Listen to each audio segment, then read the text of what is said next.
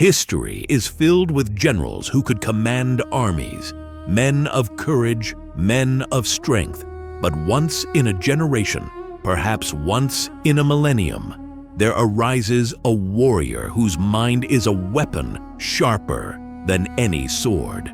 A man who didn't just fight battles on the field, but played them in his mind long before the first arrow was loosed. He was the unbroken blade, the tactical genius who never knew defeat in over 100 encounters. The man the Prophet Muhammad, peace be upon him, named Saifullah, the sword of Allah. We are speaking, of course, of Sayyiduna Khalid Ibn Al-Walid. And today, we journey back to 633 AD, to the dusty plains of Mesopotamia, to witness a masterpiece of military strategy, a battle where Khalid took an impossible situation and painted a perfect picture of victory. Today, we witness the Battle of Walaja. The year is 13 Hijri. The Arabian Peninsula is united under the banner of Islam and the first caliph, Abu Bakr as-Siddiq. But to the northeast, a shadow looms, the Sassanid Persian Empire, a superpower that has dominated the region for 4 centuries. Their armies are vast, clad in heavy iron armor, supported by war elephants, and led by experienced generals who view these desert warriors with utter contempt. To the Persians, the Muslims are merely an irritating rebellion, a nuisance to be crushed beneath the heel of an imperial boot. Khalid Ibn Al-Walid has entered Iraq. He has already stung the Persians in smaller engagements. But now, the empire is awake. The Persian emperor sends a massive army to end this threat once and for all. They converge at a place called Walaja. The stage is set.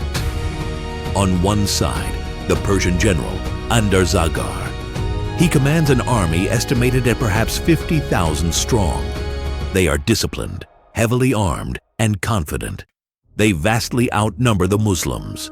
On the other side, Khalid ibn al-Walid, with barely 15,000 men. Khalid looks across the shimmering heat of the plain. He sees the wall of Persian steel.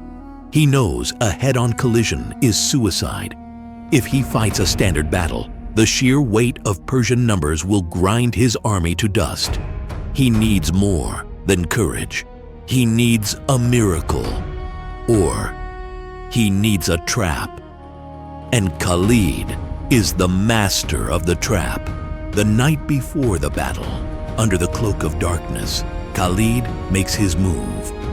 He takes his finest, fastest light cavalry, perhaps 4,000 horsemen, and divides them into 2 groups. He sends them far out wide, behind a ridge of hills, to the rear of the Persian flanks. He tells their commanders, "Wait, become invisible, do not move until you see my signal, and when you strike, strike like the wrath of God." The sun rises. The trap is set, but the bait must still be taken. The battle begins. Khalid orders a general charge along the entire front. The 2 armies crash together with the sound of thunder. It is brutal. It is grinding. The heavily armored Persians stand like a seawall against the waves of Muslim infantry. The Muslims fight with desperate courage, their faith, their shield, but physically, they are being pushed back. Hour after hour, they fight under the baking sun.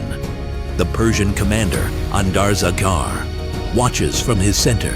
He sees the Muslim line bending. He sees them fatiguing. This is the moment Khalid has waited for. He gives a subtle command.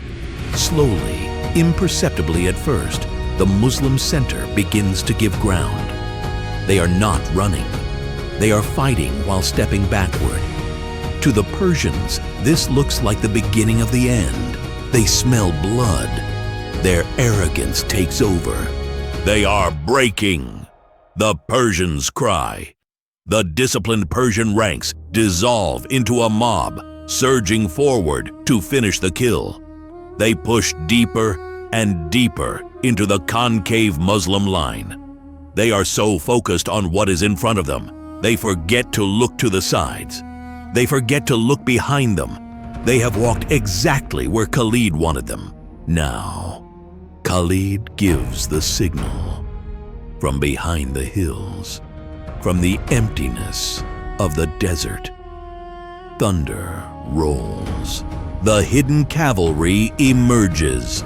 Like two steel jaws of a massive vice, they snap shut on the rear of the Persian army. Panic seizes the Persian ranks. The men who a moment ago thought they were victors are now trapped. They are fighting to their front, and suddenly they are being slaughtered from behind. The Muslim infantry, the bait, who had been retreating, suddenly dig in their heels and push back with renewed fury. It is total encirclement, the legendary double envelopment, a maneuver so difficult, so rare, that military historians compare Walaja to Hannibal's masterpiece at Cannae nearly 800 years prior. The Persian army, the pride of the Sassanid Empire, ceases to exist. An army of 50,000 dissolved in an afternoon by the genius of one man and the disciplined faith of his warriors. The general, Zagar, escaped the field only to die of thirst in the unforgiving desert. The Battle of Walaja was not just a victory, it was a statement. It proved that the armies of Islam were not mere raiders, but a sophisticated military force capable of dismantling the greatest empires on earth. Khalid Ibn Al-Walid did not win at Walaja because he had more men, better weapons, or better ground. He won because he understood the psychology of his enemy better than they understood themselves. He turned their arrogance into their tomb. This is why, nearly 1,400 years later, military academies across the world still study his campaigns. And this is why he remains, forever, the Sword of Allah. If you enjoyed this journey into the past, be sure to subscribe and ring the bell for more epic tales from Islamic history. Until next time, peace be upon you.